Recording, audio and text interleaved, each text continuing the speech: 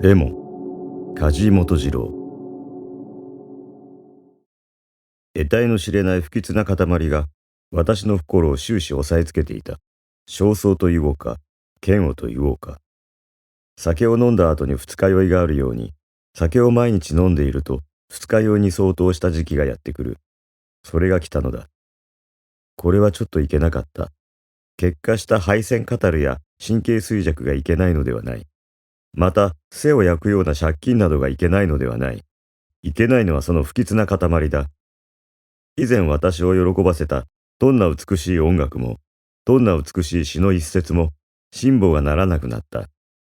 蓄音機を聞かせてもらいにわざわざ出かけて行っても、最初の2、3小節で不意に立ち上がってしまいたくなる。何かが私をいたたまらずさせるのだ。それで終始、私は街から街を不老し続けていた。なぜだかその頃、私はみすぼらしくて美しいものに強く引きつけられたのを覚えている。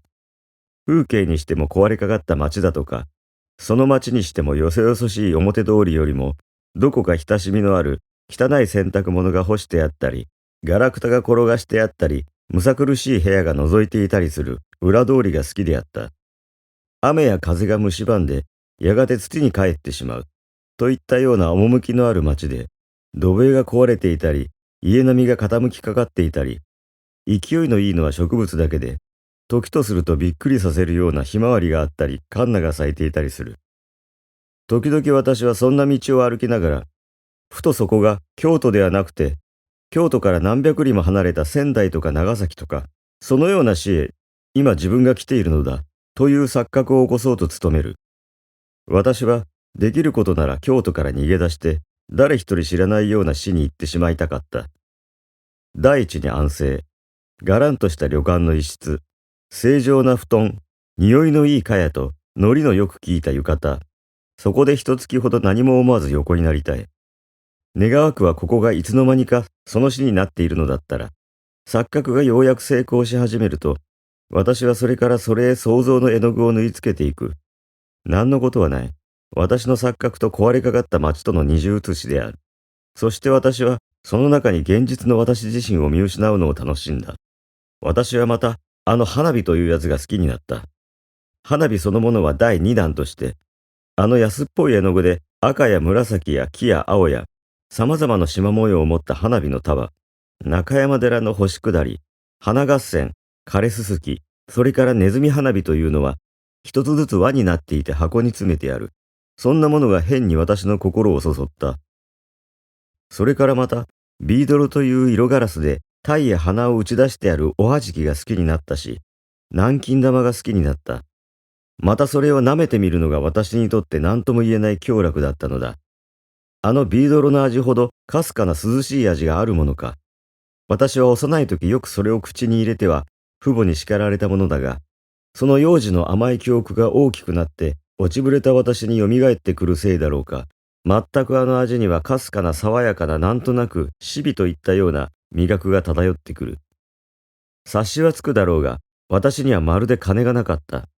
とはいえそんなものを見て少しでも心の動きかけた時の私自身を慰めるためには贅沢ということが必要であった。二銭や三銭のもの、といって贅沢なもの、美しいもの、といって無気力な私の触覚にむしろ媚びてくるもの、そういったものが自然私を慰めるのだ。生活がまだ蝕まれていなかった以前、私の好きであったところは、例えば丸善であった。赤や木の大戸コロンや大戸木人、洒落た切子細工や天下なロココ趣味の浮模様を持った琥珀色や翡翠色の香水瓶、キセル、小刀、石鹸、タバコ。私はそんなものを見るのに小一時間も費やすことがあった。そして結局一等いい鉛筆を一本買うくらいの贅沢をするのだった。しかし、ここももうその頃の私にとっては重苦しい場所に過ぎなかった。書籍、学生、勘定代、これらは皆借金取りの亡霊のように私には見えるのだった。ある朝、その頃私は甲の友人から乙の友人へという風に友達の下宿を転々として暮らしていたのだが、友達が学校へ出てしまった後の空虚な空気の中にポツンと一人取り残された。私はまたそこからさまよい出なければならなかった。何かが私を追い立てる。そして町から町へ、先に行ったような裏通りを歩いたり、駄菓子屋の前で立ち止まったり、乾物屋の干しエビや棒だらや湯葉を眺めたり、とうとう私は二条の方へ寺町を下がり、そこの果物屋で足を止めた。ここでちょっとその果物屋を紹介したいのだが、その果物屋は私の知っていた範囲でも最も好きな店であった。そこは決して立派な店ではなかったのだが、果物屋固有の美しさが最も露骨に感じられた。果物はかなり勾配の急な台の上に並べてあって、その台というのも古びた黒い漆塗りの板だったように思える。何か華やかな美しい音楽のアレッグロの流れが見る人を石に化したというゴルゴンの鬼面的なものを押し付けられて、あんな色彩やあんなボリュームに凝り固まったという風に果物は並んでいる。青物もやはり奥へ行けば行くほどうず高く積まれている。実際あそこの人参葉の美しさなどは素晴らしかった。それから水につけてある豆だとか、くわいだとか。またそこの家の美しいのは夜だった。寺町通りは一帯に賑やかな通りで、といって漢字は東京や大阪よりはずっと住んでいるが、飾り窓の光がおびただしく街路へ流れ出ている。それがどうしたわけか、その店頭の周囲だけが妙に暗いのだ。もともと片方は暗い二条通りに接している街角になっているので、暗いのは当然であったが、その隣家が寺町通りにある家にもかかわらず暗かったのがはっきりしない。しかしその家が暗くなかったら、あんなにも私を誘惑するには至らなかったと思う。もう一つはその家の打ち出したひさしなのだが、そのひさしが目深にかぶった帽子のひさしのように、これは形容というよりも、おや、あそこの店は帽子のひさしをやけに下げているぞ、と思わせるほどなので、ひさしの上はこれも真っ暗なのだ。そう周囲が真っ暗なため、店頭につけられたいくつもの電灯が周囲のように浴びせかける絢爛は、周囲の何者にも奪われることはなく、欲しいままにも美しい眺めが照らし出されているのだ。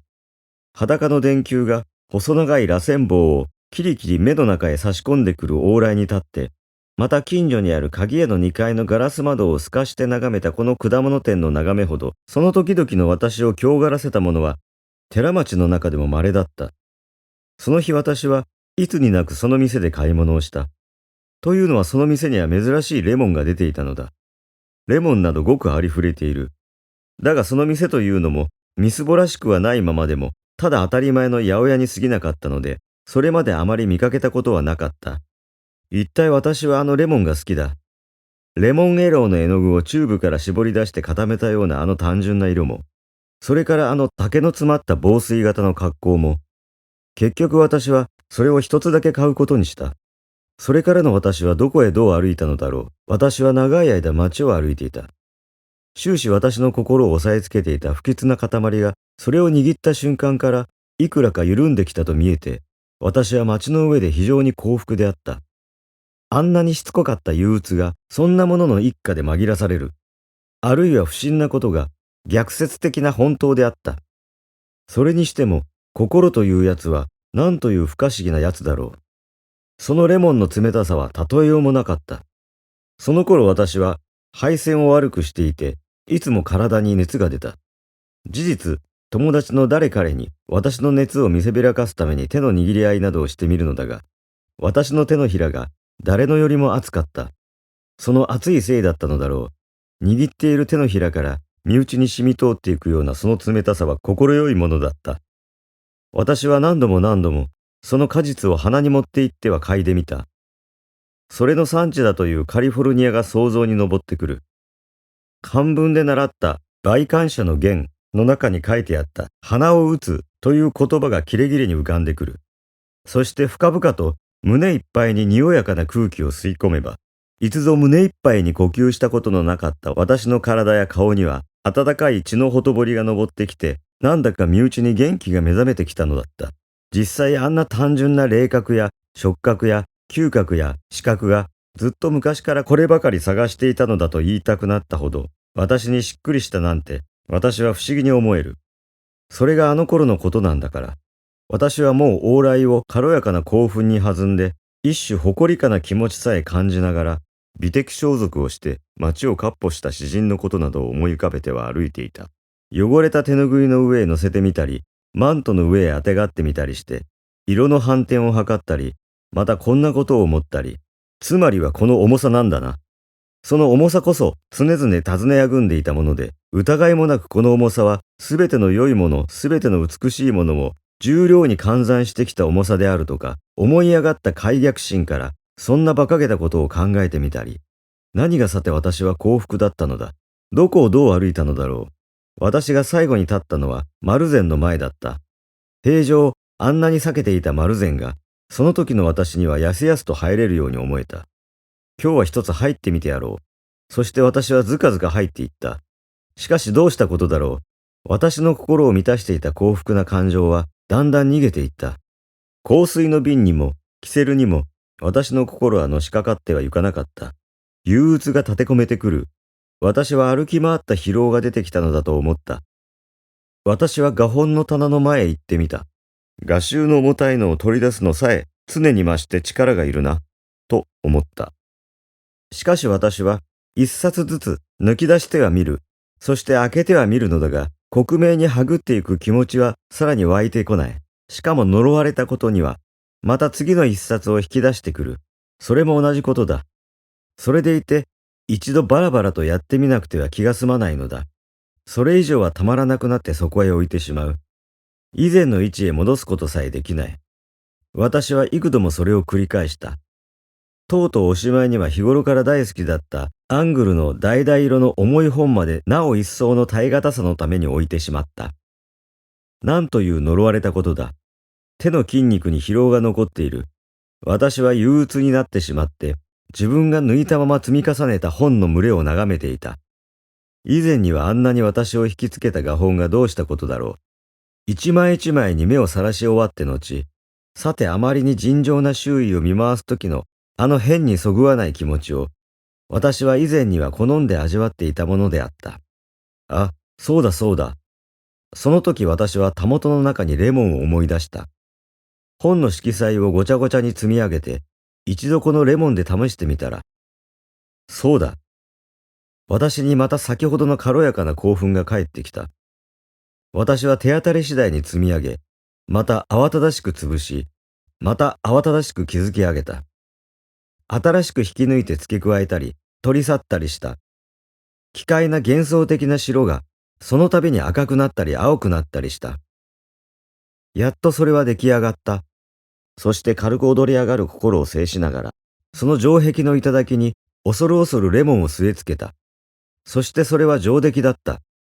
見渡すと、そのレモンの色彩は、ガチャガチャした色の階調をひっそりと厨房型の体の中へ吸収してしまって、カーンと冴え返っていた。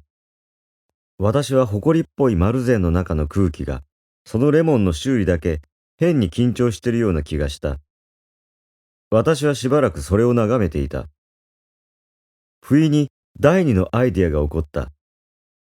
その奇妙な企みはむしろ私をぎょっとさせた。それをそのままにしておいて、私は何食わぬ顔をして外へ出る。私は変にくすぐったい気持ちがした。出て行こうかな。そうだ、出て行こう。そして私はスタスタ出て行った。